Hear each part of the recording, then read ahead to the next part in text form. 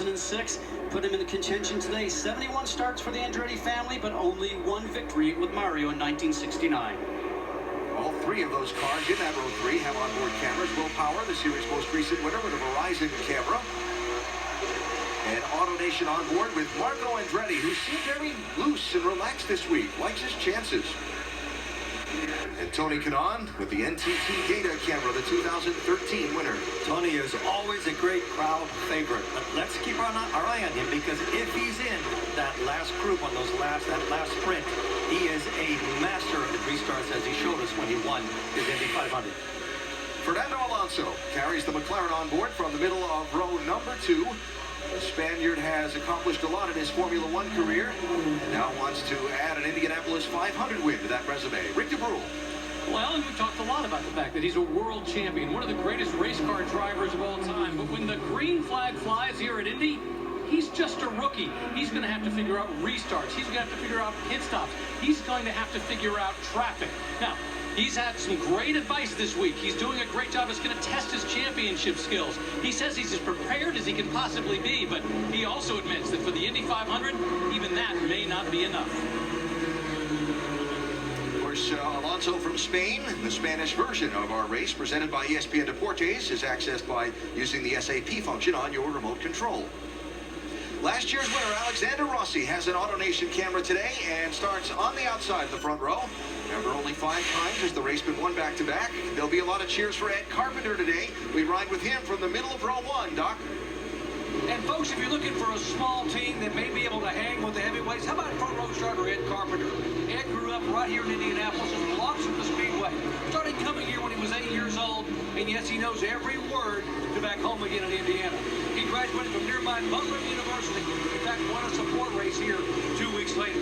His small family-owned team is headquartered right across the street. They employ less than 40 people. You can take a cell phone picture of the entire team in the parking lot. And here he is once again on the front row of the biggest race of the world. Now, folks, think about it. Here on Memorial Day weekend, here's an American-born, Indiana-bred driver powered by a Chevy engine chasing his childhood dream. It just doesn't get any more red, white, and blue than that. Alan? They're able to watch today. We'll also ride with the pole sitter, Scott Dixon, and his Honda on board. When he won the race in 2008, he also started from the number 1 spot, Jan. Of course, Scott Dixon is one of 18 today with Honda Power. And Honda Power has been incredibly fast. Unfortunately, Honda has lost 8 engine failures here in the month of May. So there's no question Honda has the speed, but there's a definite question as to whether they can go 500 miles. And these long straightaways will definitely stress those engines. Our Firestone track facts, 5/8 of a mile down each of the straightaways here at the Indianapolis Motor Speedway. They built the track to be the toughest proving ground for automobiles they could on the piece of land that they had. It's a long haul. Actor Jeffrey D. Morgan, Walking Dead, Grey's Anatomy, and more. He's driving the pace car today. There he is. It's a Chevrolet Corvette Grand Sport. Go to Chevy.com/Grand Sport for more. Onboard cameras we just showed you, in addition to our ABC telecast, you can find on the ESPN app all race long if you'd like to ride with your favorite driver. And so here we come to the green flag. Actor Jake Gyllenhaal and Boston Marathon bombing victim Jeff Bowman, you saw earlier, will wave the twin green flags. 11 rows of 3 ready to start the Indianapolis 500-mile race. It'll be exciting. Let's see who wins.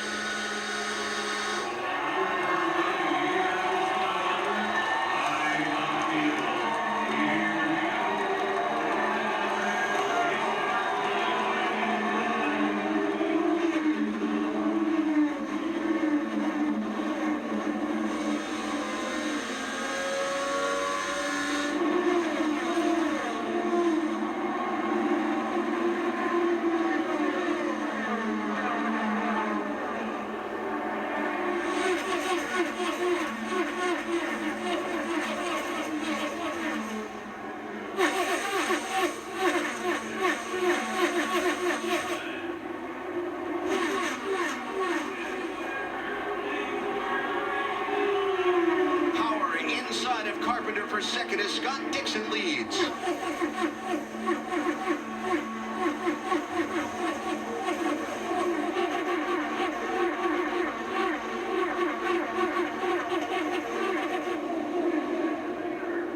Carpenter back on willpower. Tony Kanaan going to look to the inside. 54 lead changes in this race a year ago. How many will we have today? Everybody's finally in line, Scott.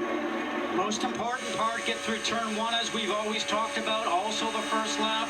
I just remember the experience here being a rookie. I think about the 4 rookies we have in the field today, especially Fernando. Now there's some stuff going on, guys. That's not the time to do it. Just a couple of laps into the race. Montoya and Jay Howard on the back straightaway. This is the part of the race where you have to get into a rhythm quickly because you have a long way to go. This is also the first laps you understand what type of car that the engineers have given you. We talk about the different track conditions, the different weather conditions. So now you're driving along with something that you need to settle into and figure out whether your car's working for you or whether you need to settle into a rhythm yourself as a driver. Very difficult to do. Third place, Kanaan by willpower. Tell you what, going into that first couple of corners, Tony Kanaan made a couple of really aggressive moves on the start, determined to make 20. A race where he might win again at Indianapolis. Starts and restarts are what Kanaan is probably one of the best at. You know, and speaking to him, he knew he didn't have the greatest car in qualifying, as we right now see Rossi going in making a move. These guys are aggressive very early on in the race. Elio Castroneves, you ride along with now. He's coming up through the field. He said he wants to be back up at the front and in the lead by about lap 100. And he's got some great teachers in his camp to help with that, including Rick Mears, who used to be the master at making sure he had a great car ready for the end of the race. And a quick update on Alonso. He got shuffled back a little bit, but he's still hanging on to the 8th best car ahead of him. Back to 9th place for Alonso. Not surprising that he would drop back for a while. I use the Kurt Busch model as an example as TK goes for 2nd place. And Rossi and power. Rossi comes away with that spot. I used the Kurt Busch model a couple of years ago, right? Didn't know, came over from NASCAR to run the 500, never ran an IndyCar race before, dropped back in the field. But as he got comfortable and they adjusted the car, came forward, and wound up finishing in the 6th position as Rossi goes by Carpenter and picks up a spot. Alonso update from Rick. I just want to make the point, you know, you talk about all the things he has to think about just as they were going out on that last pace lap. They had to remind him twice what fuel map to be on. There's a little dial on his dash, on his steering wheel. He has to turn it to be on the right one. They said, okay, go to 5. No, you're an 8, go to 5. So even at the last moment, they were having to work with him to get him just right. Willpower made J.R. Hildebrand work for that spot. Hildebrand, 21, Power 12. Now Marco Andretti, 27, goes after willpower. This for 6th place.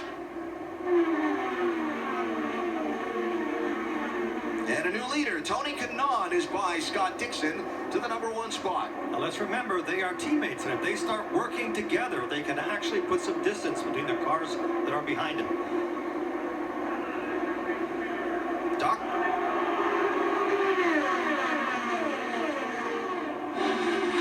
Teammates you were talking about, Dixon and Kanaan, are the lightest of downforce of any of the heavyweight teams at the beginning of the race. They knew they would be fast. The question is, would they be able to stay there for quite a while when the track got slicker and the tires got worn? By the way, Carpenter's team, mid-range downforce, but Rossi and the Team Andretti cars, the highest downforce we've seen among the heavy teams. Again, Ganassi's guys light on downforce.